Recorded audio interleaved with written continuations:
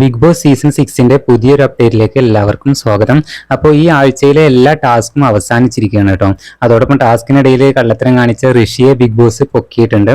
അപ്പോൾ എന്തായാലും ഈ അവസ്ഥയിൽ ഋഷി ന്യായീകരണങ്ങളൊന്നും കൊണ്ടുവന്നിട്ടില്ല കേട്ടോ. പൊതുവെ മൂപ്പര് എല്ലാ ന്യായീകരണങ്ങളൊക്കെ വന്നിട്ട് ഇങ്ങനെ ടാസ്കിനെ കുറിച്ചോ അല്ലെങ്കിൽ ഗെയിമിൽ പരാജയപ്പെട്ടതിനെ കുറിച്ച് ഇങ്ങനെ ന്യായീകരിച്ചുകൊണ്ടിരിക്കും. പക്ഷെ ഇത്തവണ ന്യായീകരണമായിട്ട് മുമ്പിൽ വന്നിട്ടില്ല. ന്യായീകരിച്ചിട്ട് പ്രത്യേകിച്ച് കാര്യങ്ങളൊന്നുമില്ല. എന്തായാലും ബിഗ് ബോസിന്റെ ഭാഗത്ത് നിന്ന് പണി കിട്ടും എന്നുള്ളത് ഉറപ്പാണ്.